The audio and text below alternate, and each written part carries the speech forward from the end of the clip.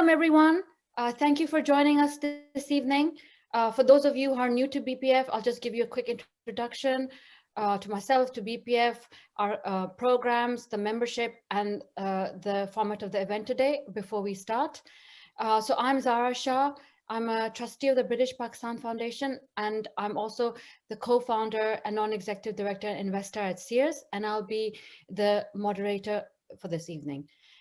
The British Pakistan Foundation provides a platform to engage, unite, and empower the over 1.3 million British Pakistanis in the UK through its various different programs, including Business and Professionals Program, the Women's Program, and the Young Professionals Program. Under all of these programs, we have various professional forums such as for law, medicine, finance, entrepreneurs, arts and culture, technology, etc. And through these forums, we deliver targeted skill building, community building, employability initiatives such as internships, workshops, panel discussions, seminars, networking events, as well as apprenticeships. And we've now recently also launched our community hub. So we have a whole range of activities that we perform and services we deliver across the UK. And if you'd like to benefit from our services, then I would really encouraging for us if you could become a member. Our regular membership only is £10, which allows you to benefit from some of the events, for you to benefit from the entrepreneurship opportunities, or to be able to network with other individuals, to be able to get a platform for your company, to have a voice in the community. Then there's a patrons program, there's the corporate sponsorship program, and also obviously opportunities to become an ambassador. So the women's program, which is why we're here today, is the most important, in my view, program of British Pakistan Foundation, because women are the backbone of society. They are the nurturers of future leaders. And in order for our community, our society, and our country to prosper, women have to prosper. And the only way to do that is to give them a platform that allows them to empower themselves and be the best they can be to achieve all of their dreams. So then when a woman develops and achieves and is empowered, that means her family is empowered, that means the community is empowered. You know, as the saying goes, you educate a man, you educate an individual, you educate a woman, you educate a whole community. So if you need more information about membership, we'll provide that at the end of the webinar. The format today is we have three amazing inspirational speakers from three different sectors. We'll get them to introduce themselves. We have some key questions for them, for you to really share their journey and understand their journey, the challenges, the highlights, and learn from them. And then there'll be a lot of opportunity for you to ask your questions, because we want this to be a very engaging webinar that is really useful for you and answers your issues and questions that you may be facing right now. So I would like our three panelists, Raishma, who's the founder of Raishma, the brand, one of the most exclusive British Pakistani brands, Abby Ghafoor, who's the founder of Arc Management, which is a consultancy, and Tahreem, who's the founder of Sozie. I'll ask each of them, I'll start alphabetically, to introduce themselves. Abby? Hey, assalamu alaikum to everybody who's taken the time out to join. Thank you, Zahra, for the introduction, and behind the scenes, Salman, who's been working very hard to put this all together. I'm a founder and a CEO of Arc Management Consulting, which is a in-house agency for brands and organizations working across different sectors and verticals in helping digital marketing. I'm also an ambassador for the London Chambers of Commerce, as well as a co-founder for Refine Events. So that's me in a nutshell. Thank you, Abby. Raishma? Hi, assalamu alaikum, everybody. Lovely to be here. Thank you so much, Zahra and Salman, for inviting me. Yes, so my brand, Raishma, has been now around for over 20 years. We started as a ready-to-wear brand and, sorry, as a couture line brand for the 15 years. And then we went into ready-to-wear a few years back.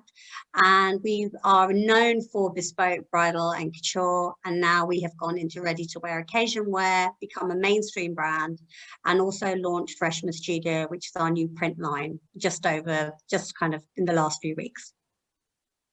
Thank you. Tahreem? Hi, Zahra. Thank you so much. And thank you so much for hosting and bringing us together. I'm very excited to be on a panel with Raishma and Abby, who are doing wonderful things. So my name's Tahreem Arshad. I'm the CEO and founder of Sozie. We are a retail technology company, and we have built an on-demand content platform for fashion and beauty retailers. Our clients are primarily in the United States. So we service fast fashion retailers, Target, Walmart, to name a few. And we do some work in Europe as well. So that's us in a nutshell. Awesome. Thank you, ladies, for that. And thank you, Salman, our key BPF member, for coordinating. So I'll start with the first question. Would you, starting with Abby, describe your career journey to date, highlighting any key your key highlights and some key challenges that you overcame, and what strategies did you use that could help other ladies? And I would ask each of the ladies to comment. Okay, I think we probably need more than an hour for this. I have, not many people know this, I have a science background, so I have a biological science background. I fell into marketing back in the days just before Google was born. There was a company called Encyclopedia Britannica, so I was the regional marketing manager for there. Then I got headhunted to work in stocks and shares in Austria. And until my mother was like, "You're not going to find a husband there, just come back, come back."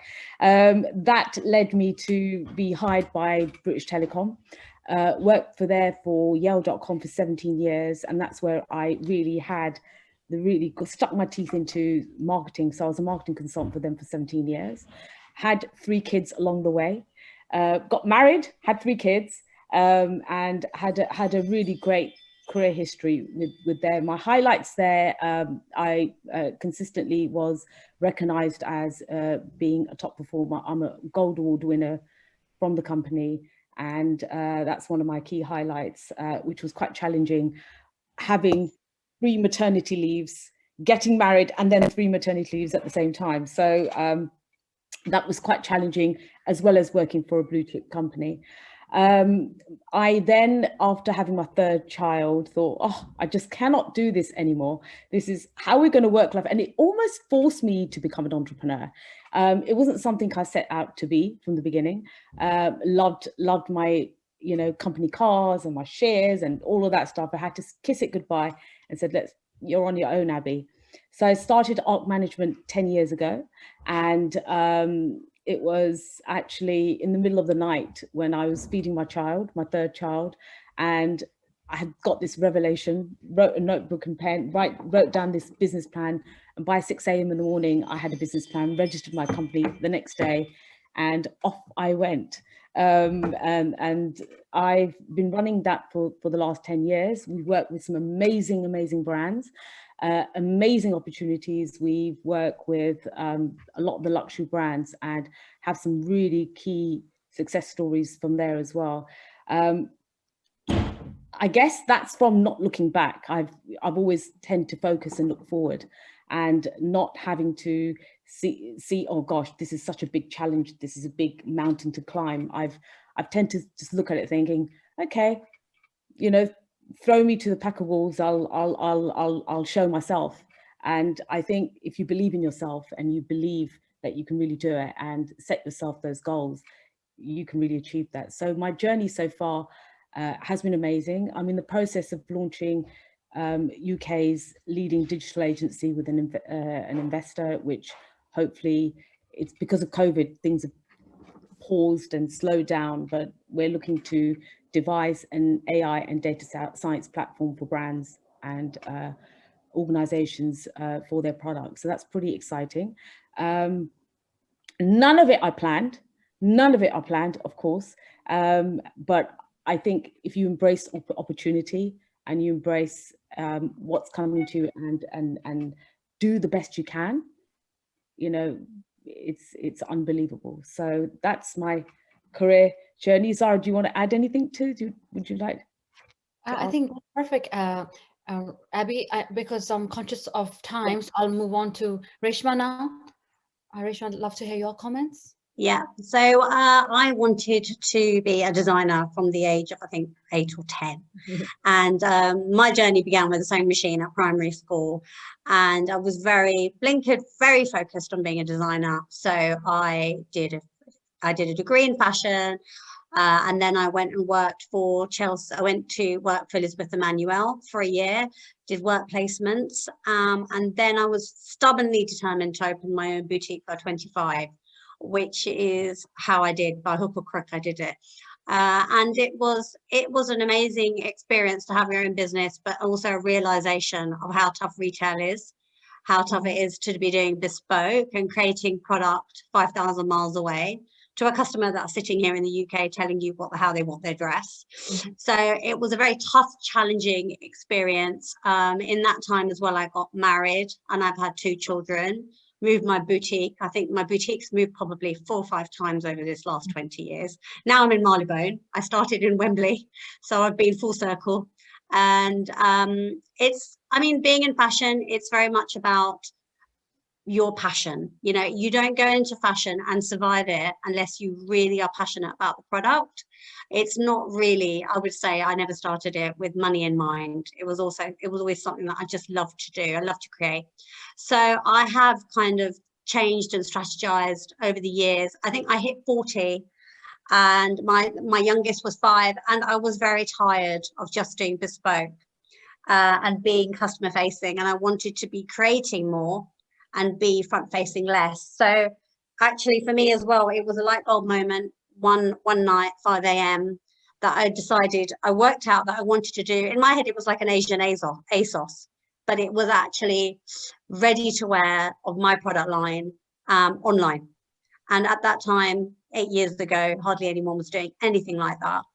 So that is what I really started. And by being online, it opened up a whole new demographic for me. And we became a mainstream brand, retailing in places like John Lewis, wholesaling to the Middle East, and just being, I suppose, appreciated by different customer groups. And obviously now in COVID, it's been particularly hard, you know, with having no weddings and no occasions. So luckily, you know, God opened another door for me, and I started, I just had this idea about doing print, but it was more about how to go about that, being such a small business and working with factories in China and Turkey. But I found a way around that, and I managed to start very small, and in a matter of weeks, it's just completely rocketed. So there are always ways and different challenges and different ways of doing things, and you have to keep thinking out of the box to survive. I think that's probably the biggest bit of advice I would give is think out the box, you know, try and strategize in a different way, open your mind, be open to new ideas. Don't just think it can't be done, you know, and switch it off and close it. You know, you really have to be open to that. But I've had loads of challenges being in fashion, you know, and I've fundraised 3 times as well, you know, in the last 8 years. So I've definitely had my highs and lows, but I'm still here, and we're kind of, you know, refocusing the business again, and it's an exciting time again. So yes, I'm very fortunate to be here. Thank you, Raishma. Tahreem, let's hear from you.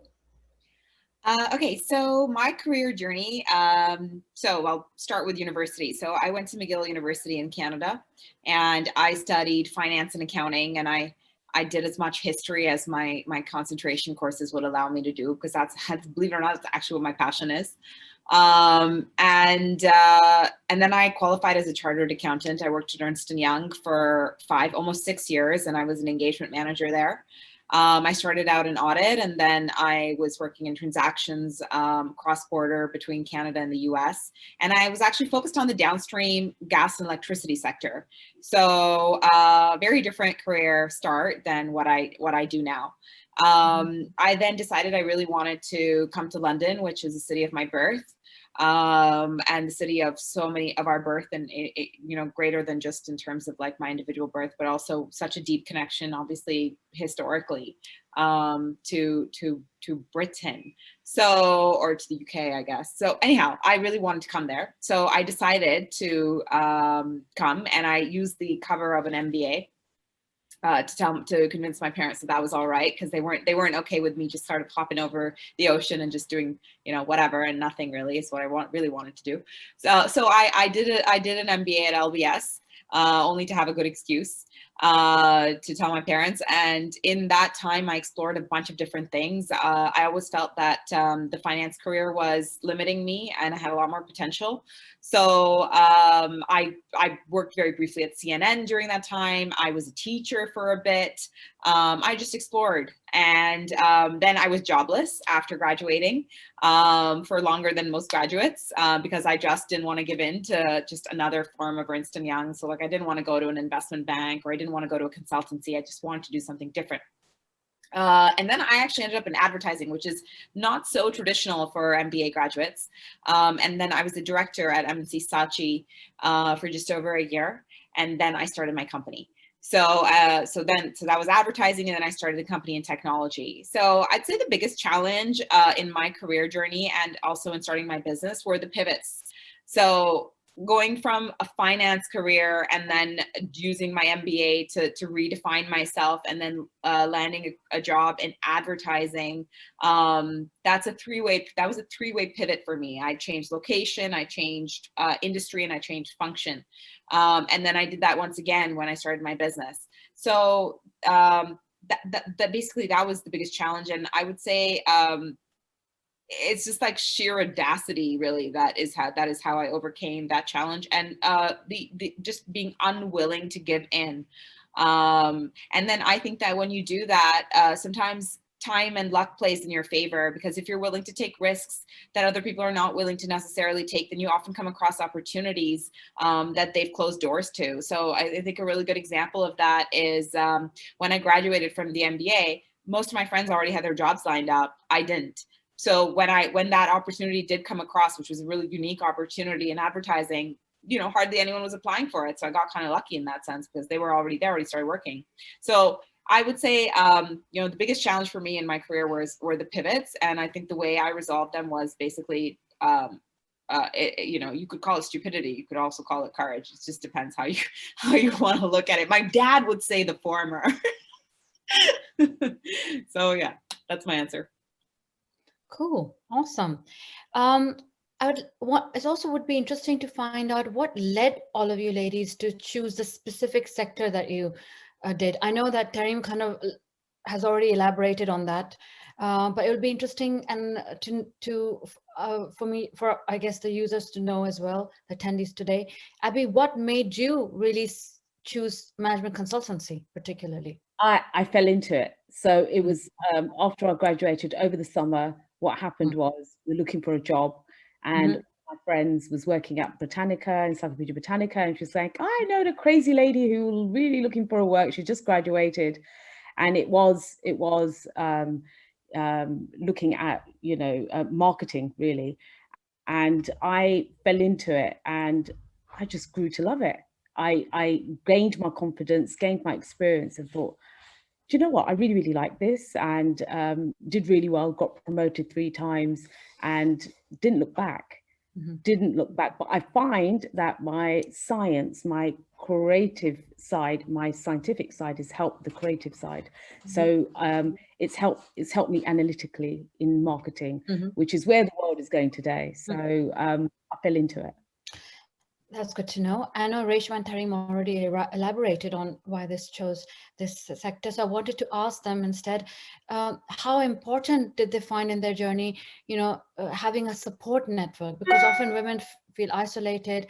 You know, a lot of the male entrepreneurs have already kind of a strong support system. So for women, they struggle a lot. So how did you kind of navigate through all of the challenges that you face through kind of a support network? How did you build your support network, and how important it is for women to do that? I would say, yeah, it was, you know, opening a boutique on my own at 25 was a very lonely experience. And actually navigating that was very tough. And you didn't really have much of a network around you. You actually just had to learn as you went along and make your own mistakes and just learn from that. And that's quite cruel, really. It's quite a tough journey. So I would say that initially it was very, very hard. When I realized that I need partners, investment, I needed to fundraise, you know, that was a completely different ball game for me after being literally a sole trader for 15 years. So there are different kind of small business associations and networks that are available, and I did take advantage of as many as I could and spoke to as many people as I could. And then on the journey, you will find a few gems that will help you, you know, and are there to just give, you know, and to give you some support. When I did my first round of funding, I had to take on a chairman who was, you know, a middle-aged, white, 6-foot guy. I was given another financial advisor who was just the same. And I was literally bullied in that boardroom for about 9 months until I got rid of both of them. But getting rid of them was very hard work. It was very stressful, and it was a completely new experience for me. And if I hadn't met somebody, a guy actually, but if I hadn't met him and he hadn't guided me through the process, I think I would have really struggled to do that on my own. So getting mentorship and getting help and asking for help and saying, I don't know how to do this, I've never done this before, I think is really, really important, you know. And actually, when you do that, you always make friends for life as well, because you always appreciate how much people have helped you in the past. So, and it makes you stronger and it makes you a better business person. So it's all for the learning, but you do need to ask for help. And it is, I mean, you know, I actually found him through a women's network. I found him through We Empowered. He was literally an ad in the magazine. That was a Women Empowered magazine. That's how I found him. And then I asked Rena, who you know, the organization is, you know, she runs it. She said, yeah, he's a great guy. Go and see him. So you know, it is very much about being out there, talking to people and being very honest and saying, look, this is a situation I'm in. Do you know anyone that might be able to help? Because if you don't ask, you don't get. There's no point putting on a facade and pretending things are a certain way when they're not, because you're really not going to get any further unless you're very open. I think that's really important. Yeah, that's very good advice. Tahreem, would you like to comment? Yeah, can you guys hear me okay? My internet connection is being a little shoddy. We lost you for a bit, but you're back. Okay, fantastic. Yeah, networks are huge. So right from the beginning, starting the business, I leveraged the London Business School network. That is how I raised the first 2 rounds of investments that we did. It was through the Young Presidents Organization, which is another network. I'm not part of that network, but I just like got in front of it and mingled. So that was one network. Another was Techstars. So if you are building a tech company or interested in tech, I highly recommend that you look at Techstars. And I'm very, now you're part of, if you get the membership, you're then part of the BPF network, and I'm part of that. So I'm more than happy to introduce you. Introductions are huge. Referrals are huge when it comes to networks. So if you could just become a member, then you have access to my recommendation. If you want to do tech, I'm happy to do that. So, I got a referral into Techstars. That's how, I applied the first time and got completely rejected because I didn't network. I thought, okay, I'll write a good application and that's good enough. I didn't realize it was all about people and making sure that I networked and got referred in. So second time I did it that way. And then I got it. Okay. So that was the thing. And then after that, those were both investment type benefits. Even our first few clients, like same thing, became part of the New York Fashion Tech Lab, which is a New York-based group of several different retailers. Again, even introduction into that, and the thing is, these networks have synergies, right? So if you're in a specific industry and you become part of one network that's relevant to that industry, you'll see that like soon enough, like doors will be opening to other networks because they all rely on each other to find the people that they want to be including in their networks. So take your first step and join the BPF, and then I'm just in sales mode, guys. That'll be your first network, and then you know it's a great trickle effect. So networks are huge. Put time in it, put money in it. Awesome. Final question before we go on to the Q&A, because I can see a lot of questions raised by the attendees, which is great. What advice would you offer to women who are also looking to, you know, become entrepreneurs in your chosen sectors?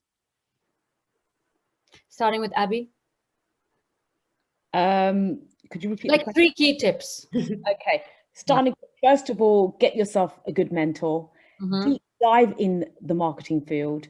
It is ever so fast pacing. Things are changing and being out of date within 2 months.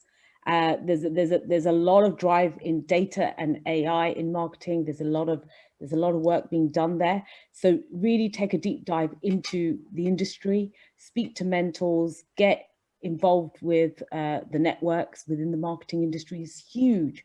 And the great thing about it is women in marketing, it's a great career to really build yourself around and have your family and have that work-life balance as well. So absolutely, I'm there. If anybody out there wants some support or guide or mentorship, please go through Zahra.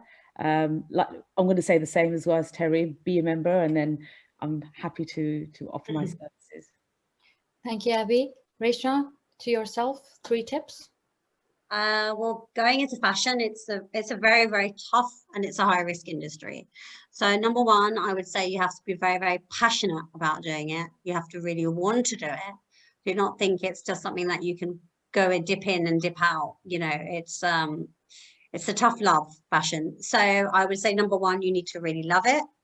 Number two, whatever product you're doing, it's got to have a very, very strong USP because the market is so competitive. Number three, I would say definitely do get a mentor. And number four, be a member of this association. Raishma. Tahreem. Sorry, I'm not sure. I don't think I can add anything there. Okay, cool. All right. I'll leave it there. So that's great. And I think now, because I've seen so many questions, I'll just start off with the Q&A. First question is by Reem Benyub. I hope I've pronounced the name correctly. She thinks you ladies are all brilliant. Her question is actually to Raishma. She wants to know how you feel about the power of social media in all of your work and your connection to modest fashion. Oh, okay. So in terms of social media, obviously it's a really strong platform that we just can't ignore. We have to be part of, we have to embrace it. And it's actually a lot of hard work, but we do enjoy it as well. So for us, primarily it's been Instagram and Facebook. We're starting to do a bit of TikTok as well, but I mean, the more channels you add, the more harder work it is. In terms of modest wear, I have always catered for an international customer, and that includes a modest customer and an unmodest customer. So I've never said that we are a modest brand, but we do cater to a modest audience. We always have. I'm Muslim myself, but we cater to a non-Muslim customer as well. We have an international client base, whether they're British, Arab, or, you know, Indian, wherever. So for me, it's just about making... Yeah, it's just about making beautiful clothes. It's really just about making beautiful clothes, and they should be wearable by anybody. Perfect. Then Farah Sheikh has a question for all 3 ladies. She's very complimentary. She says it's wonderful to see such successful women. I personally would completely agree. I think you ladies are rock stars. Your stories are very different, but obviously very inspirational. So she wants to know, how have you managed to dedicate time alongside the usual traditional pressures, roadblocks that women have faced without feeling guilty that you're going against the norm? Yeah, that's something I get all the time as well. So starting with alphabetically, Abby. Abby, you're silent. Sorry, Abby, you're on mute. Sorry, you Okay. didn't hear my builders. We can hear you now. No, that was a really interesting question, Farah, and thank you for you know, putting that forward. It is that work-life balance. It is waking up very, very early, making 3 packed lunches at one point, and then making dinner and then going off to work and making sure that everything is done at home. I've always put pressure on myself to make sure that the home life didn't get, you know, it wasn't crazy at home. The kids and the family were first, and that's really important for me, that we put them first. So a lot of planning.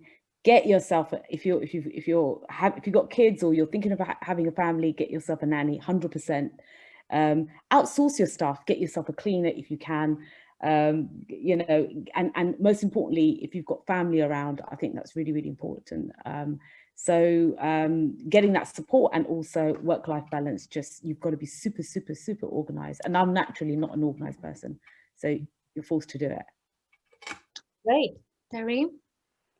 Um, I said Raishma. Sorry, Raishma. I have to go alphabetically. Oh, okay. So yeah, it's pretty tough. I would say that any mum who's a career woman as well feels guilty. I don't think any mother who works doesn't feel guilty. I think it's just part of the game. You have to accept it, and you have to accept that you can't do everything yourself. I've had to travel a lot for work as well. And I have found that very hard when the kids were younger. But also, by having your own business, you work your own hours. You know, I could work from home, you know, before COVID, and I could work around picking my kids up and dropping them to school. So I think in a lot of ways, you're also very blessed when you run your own thing, because you can run your life how you want. I don't think I could be in the city doing 9 to 6. It's just something I could not do with 2 kids. So I think, you know, there's a lot of advantages and disadvantages, but yes, it is very hard to get the balance right. You just got to do your best. That's it. Cool. Tahreem, comments? Guys, I'm not so lucky to have children yet, and I'm also not even lucky enough to be married yet. So You're lucky to enjoy yourself. Enjoy your freedom. You're the luckiest, Tahreem. So how do you manage your you know, kind of personal life with your work life? You obviously it's still challenging, because you know I'm an entrepreneur, so it's very challenging to. No, I would just offer the other side here. I'm just gonna say, actually, entrepreneurship is so lonely that if you are single and you're thinking about doing this, like, double think it, because having a good partner, even though they're not part of your business, like, having a good partner is so helpful. And I'm sure, you know, that there's some great examples here of stories like that. And if you don't have one, you know, a boyfriend or a husband or somebody who is going to be the non-work person that you can talk to about work, right? Like, that's hard. It's already a lonely thing to do. So I wasn't even lucky enough to have that. So guys, it's just really bad. It was just really hard all around, and bad and lonely, and it's still hard. And so, yeah, like, I don't want to like sell you guys something that isn't true. It's really rough. It's really rough. It's really lonely. And it's even harder if you're single, I think. And it's awesome that apart from all the challenges, you're still, you know, succeeding. So you're truly inspirational, Tahreem. The only thing I'll add to that, I've had friends who've been entrepreneurs who've had the similar challenges to Tahreem, and they said that's for that reason they always went with a co-founder. That's something I did. Seers are the privacy tech company that I'm co-founder of. So it helps that you have, you know, a business partner. But what Raishma mentioned previously, it's very difficult to find the right one. That's true. That's true. I roped in my elder sister at one point, you know. She didn't join me in the beginning, but then at one point I was like, listen, we've got something here, like, come on, you know. So I guess, yeah, she's my partner in crime, but she wasn't there in the beginning. Abby, we were going to add something? Oh no, I was just going to chuck a little joke in. Tahreem, if you want to road test babysitting, I've got 3. So let me. Yeah, you could have my 2 and have 5 in one go. I think that would be good for Actually, you. that's definitely a gap in the market. A lot of working ladies, they can't find a trustworthy, affordable childcare. So that's something, you know, I keep coming across them. Maybe there should be a mobile app for that. Find your nearest trustworthy, kind of highly rated, you know, childcare provider. Okay, I'll move on to the next question. The next question is by Tahreem Sheikh. Our question is this platform only restricted to British Pakistani kids, or is it open to women in general to network and connect? I can answer that. Tahreem, the British Pakistan Foundation is open to people of all ages. There's no age limit. It's for men, women, of all ages. And actually, we encourage people from all backgrounds to become members. The reason we kind of focus on the British Pakistani community, although it's not just the British Pakistani, but it's actually the wider BME community. Most of our programs are open to the Black, Asian, minority, ethnic community. And the reason we focus on that sector is because this is the sector that needs the most support, because there are not a lot of support available for this sector. But it's open to people from different backgrounds, because we believe that the diversity of background is what encourages innovation, exchange of ideas, and you learn from each other. You learn from different cultures, from different backgrounds. So there's absolutely no limit. There is a question now from Dr. Mohammed Ishaq. He has a question for Abby. He wants to know that, did you ever feel that your career progression or career path hindered you in raising your family? Raishma can also answer this question. So, Dr. Mohammed Ishaq, thank you for that question. Has it ever hindered? No, it's challenged me. It's challenged me hugely. It hasn't hindered me. Actually, it's empowered me. And that's through the support my mum, my husband, my family, my extended family, all supporting. Also, I found having children and raising a family actually helps, it's helped me with leading and managing people and staff, because you learn so much through your children. So I've taken that, the challenge, and turned it around and use it to my advantage. So absolutely, it's never hindered me because of the support network. That's great. Raishma, do you have any comments? Both my children had health issues when they were little, and that was my priority. So my business kept running, but I was not kind of pushing my business and moving forward for those few years. And you know what? That was fine. And my kids were my priority. So, you naturally put your kids first, whatever happens. And by having your own business, as I said before, you are actually in control in terms of your hours and your timings, and you can work around your kids, and you can't do that in a normal job. So it does give you that flexibility and that control, and we're very blessed that we're able to do both. Amazing. The next question is by Jamuna Konda. I must say, it's really amazing that people are so engaged. I'm loving all the questions. It's a question for all panel members. She wants to know, what are the opportunities for women to enter into business and become an entrepreneur? I guess what she's trying to say is that, for a lot of women, they feel that there are not a lot of opportunities out there for women, if they're kind of starting their own business or becoming an entrepreneur. So she wants to know I suppose she wants to know what kind of opportunity should she start exploring. You want to work for me? Not a bad idea. Actually, that's a very good point. Often you learn through working with other entrepreneurs. Yes, that's a very good tip. Abby? Yeah, I think, I could take this question. So first of all, like, when you're thinking, if you're going to go out and be an entrepreneur yourself, there isn't going to be an opportunity that's going to come to you and it's going to be like, hey, you should be an entrepreneur. Here you go. It's the other way, right? Like, you're going to charge at the world. Like, Raishma's such a fantastic example. She was like, I want to be a fashion designer from the day she was 5 years old, right? Like, that was her dream, her vision of life. It wasn't that like someone came to her one day and was like, here's an opportunity to be a fashion designer. And Abby's such a great example as well, right? She was like, I don't want to do this job anymore. I'm going to go and open an agency. And so she pursued it. So if you're going to do your own thing, it's going to be a pursuit of an opportunity rather than an opportunity coming to you. As much as we talk about women and stuff when it comes to entrepreneurship, ultimately an opportunity is an opportunity. It's yours to take as much as any man's. So I think, like, some of the reframing could be really helpful. Like, it's yours to take, whatever the opportunity is. There isn't really much gender at play when it comes to business opportunity, I think. in a lot of ways. Not to say there aren't challenges being a female entrepreneur that don't necessarily exist for male entrepreneurs, but in terms of like going at an opportunity, nothing's stopping you. And then, yeah, lastly, like try work closely with a startup to see what it's like.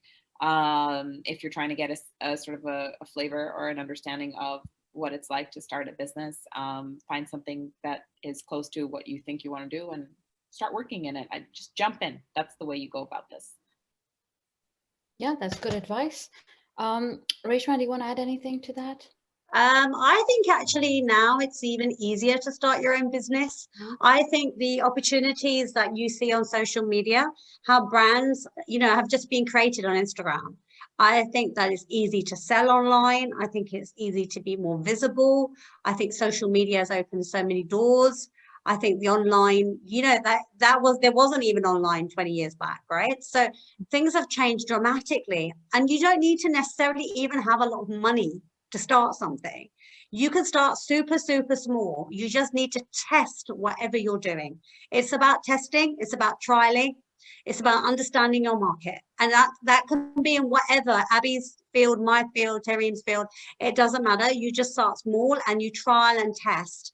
And you go from there. And I don't think you need to have so many different means in your hand anymore. I think it's become a lot more easier. And I think you should just take the courage and start small and see where you go.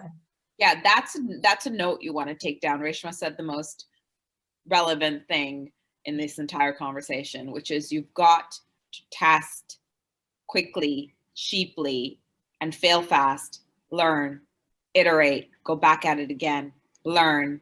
A lot of failing, a lot of learning, do it fast, do it cheaply, go back to the market. Really important. Don't start big. Don't start big. There's no point. Yeah. Anything you want to add, Abby? Resilience. I think resilience echoes what Raishma said, echoes what Tahreem said, is you've got to be resilient and welcome the challenges, not fall down flat on your face after them. You've got to get up and go and say, right, try that, didn't work, let's try this, let's do this better. And you have to be constantly involving yourself, evolving and being resilient. That's my tip. Actually, that is very well aligned to the next question from Alia Muhammad. And she wants to know, have you ladies ever reached a point where you wanted to throw in the towel and give up? And who or what helped you through this period? So it's kind of, I know Abby touched on it briefly. I don't know, you want to add some comments to that, Raishma and Tahreem? Oh, I could say so much. I think I've nearly thrown the towel in over 25 years. I think it's been 25 years, actually. As long as I've been married, I've been doing this. I think I've nearly thrown the towel in about 8 to 10 times. That many times. I think I've told Abby I'm going to throw the towel in about, and I've known Abby for about, I don't know, 8, 10 years. I think I've told her about 4 times that I'm throwing the towel in. So, yeah, I kind of say every 2, 3 years. It's something that I'm bring up now. Yeah, I'm still here. So I must be doing something right. Look how many big brands have just gone under. So yeah, I think feeling like that and going through that process is very, very normal. It is the most resilient and the most stubborn and the most hardworking that will win that game, to be honest. So yeah, that's my advice. That's very good advice. Tahreem, anything to add to that? No? Yeah, pretty much. No, I think that's good. Raishma did good. I'll move to the next question. Again, to all the panel members, how did you find your mentors? This question is by Farzeen Saeed, and she's in the tech industry, and she wants to kind of, get some tips on how she should go about finding her mentors. Well, I could be a mentor. What, Tahreem? Yes. If you join the BPF. No. So, yeah, I think the networks thing is really helpful for mentorship. So you got to find the networks that are relevant to your industry, get into them. And then mentorship, like as much as I know it's important, but it's also a little like risky, right? Because the wrong mentor can really mess you up, right? Raishma had a great story. for that. And I'm sure Abby could tell a story. I could tell a story about that. So, you know, you don't want to dive into a mentor. You want to be careful about who becomes your mentor. So network, get into the industry, network, and then find somebody. So yeah, it's a little overrated in my opinion. Like spend that energy finding a co-founder instead. Use those, get into the networks, and then date people, basically. Date people, find a co-founder, build a team. And the mentors will come to you. Because it's a privilege to find businesses and mentor them when they're promising individuals behind it. So also, yeah, remember that you have a position of strength as well. You're not like just coming at this from a position of need. It is a privilege and it's an honor for many people to be mentoring you and your team if you have something good going on. So I'd say focus on finding a co-founder, finding a team, and then go around looking for a mentor. Actually, I can probably also add from my experience now at Seers, what I really benefited from, I applied for the Google for Startups Female Founders Program in Europe, and they had thousands of candidates, and I was selected as one of 12 female founders. They're looking for innovative technology ventures, and Seers provides a technology platform to help companies comply with privacy regulations. So, which is a kind of right, they found it to be very innovative. And what so I would recommend trying to go for those programs. I know Tahreem mentioned Techstars. What I was very, very helpful for me in terms of the Google program, I really found some amazing mentors at Google. So they actually found out what my issues were, what were the pain points, and they found me mentors with that experience who could help me with that particular issue. And it was amazing. And then I'm actually still an alumni of the program, and I'm leading a support group for women in the technical sector who are female founders. And then there was I'm still in touch with all my mentors, and I'm still meet up with them every month. So I would say that, and now they selected me to be part of the Leadership Academy. So I would say these kind of accelerators, if you're in the tech industry, even for Raishma and for Abby, actually, because technology is the basis for everything nowadays. So some of these accelerators and programs are very, very valuable because they have people who've been there, done that, have had all of the challenges that we are facing. So they can even outside of technology, right? Like the British Fashion Council has ways to get involved if you're interested in fashion. And all industries. Yeah, all is a really good network. The Indus Entrepreneurs, that's a really good network.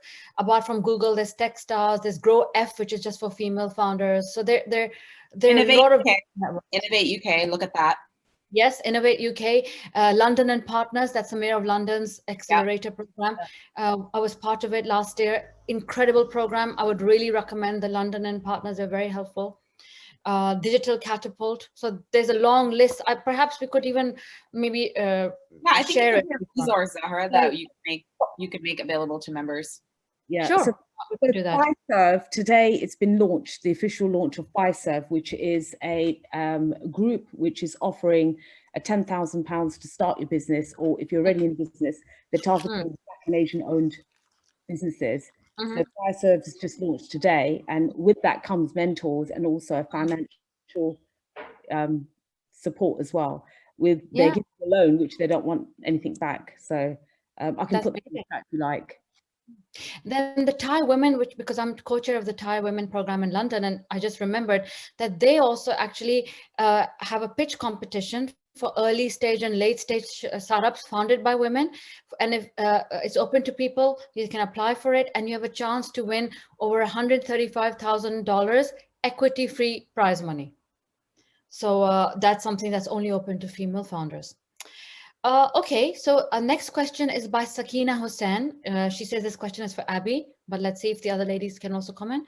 Could you explain how one uses data integration? This is such a hot word at the moment. How do we really use this in the marketing industry, and how do you use tech to enable this? How do you think it will change the industry? I think Abby can comment, Tahreem, and probably I can comment on that too. So Sakina, that's a fantastic question, very close to my heart. Absolutely, data integration is really important. I've seen businesses go down because they haven't integrated fast enough, and it's important how you do that through obviously your website. There's lots of platforms that you can use, your social media handles, but everything's driven by data. There is a time where, for example, you know, if you've got a coffee brand, you should know who your audiences are, who's drinking the coffee, what demographic there is for you to really target those advertising campaigns. So data is really, really important, and integrating that data within your platforms that you have. And there's a lot of other software that you can use at the moment. I'm happy to address that offline if you want, because it can get quite technical. This is changing the industry continuously. So especially the marketing industry, and it's becoming much more streamlined, and you'll be able to really target your customers directly. But I'm happy to take this offline. There are so many questions that keep on coming. I know that I have to kind of keep an eye on the time. We have less than 10 minutes to go. Would you like, ladies, would you like me to carry on with the questions? If we ran over a little bit over time, would that be okay? Or That's fine. I have a hard stop at the top of the hour. Okay, then we'll stick to that. You know, we'll stick to our timeline. So so given that we have roughly 5 minutes, so let's see if I can, yeah, probably we have. You guys can carry on, please. We'll stick to our, you know, format. That's a good, because we've got to close as well. So I'll do one more question and then we'll do the closing. This question is from Anila Ansari. She said, how do you deal with the misogyny, patriarchy within our community? For me, that's the biggest challenge as a British Pakistani woman living in London, because unfortunately, she feels that the majority Pakistani community here is very regressive. So she said, how did you deal with that? Or did you ever come across that as a challenge? Hi. Hey, you take that one. What's your name? Whose question is this? This is Anila Ansari. Okay, Anila, here's 3-4 people who are not regressive. Find us. Join us. That's my answer. Like, you'll find like-minded people. You know, I understand the problem. I'm sure we all do. I think you need to. I think you need to change your network.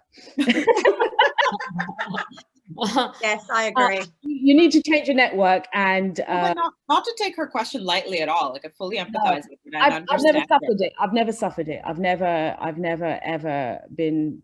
You know, I've never come up against it. I've almost been supported, and especially through the BPF with Asif and Zahra and the team, who've completely supported and taken me into, well, we've worked in different networks and taken me into different networks, which has helped. So Anila, I would really, you know, and we're not taking it lightheartedly. It is a real issue.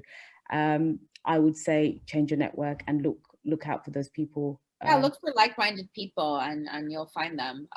We exist. You'll find us. You'll find lots of people. But not to take your question lightly. Like, I totally understand. And I mean, I'm still, like, the thing is, I get asked all the time why I'm doing business and why I'm not married, as though that was the choice. I get asked all the time, usually by Pakistani people. So, like, I understand that. I mean, I just, you know, I say, aap dhoond de. That's a good answer. You know, it's like, well, why don't you go find me somebody? Put them to work, you know? So I don't know, like, it's, there are going to be, like, there are some extra challenges, I think, coming from our community.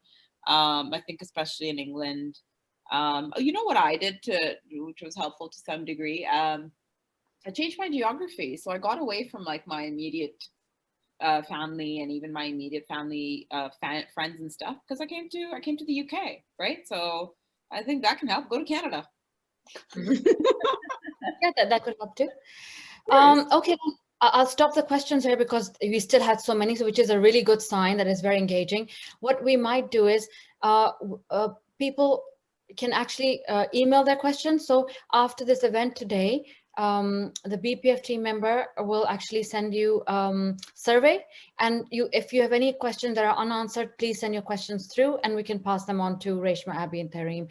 And I know people mentioned that they want to know those resources, so we could just share them in the follow-up email. And if there are any people even asked if there are any opportunities in their organizations, again, Abby, Tahreem, and Raishma, we could mention that in the follow-up email, and you know, take it on from there. And obviously, for you to benefit from all of this, you'll have to become a member, and you'll have the information how to do that. So I'd like to thank Abby, Raishma, and Tahreem for taking their time and for such an engaging discussion. I think the key takeaways really from this session is that, you know, believe in yourself, go for it, find a good mentor, have a support network, don't lose hope, be resilient, and learn from your mistakes. Keep iterating and learning. And so those were, I would say, the key takeaways. And we'll actually be carrying on with other events. We're not going to have any face-to-face events just yet because of the COVID situation. So we'll be carrying on with a webinar series under the women's program. And the next one is in July. We'll keep you posted. It's focusing on women in leadership positions from very different sectors.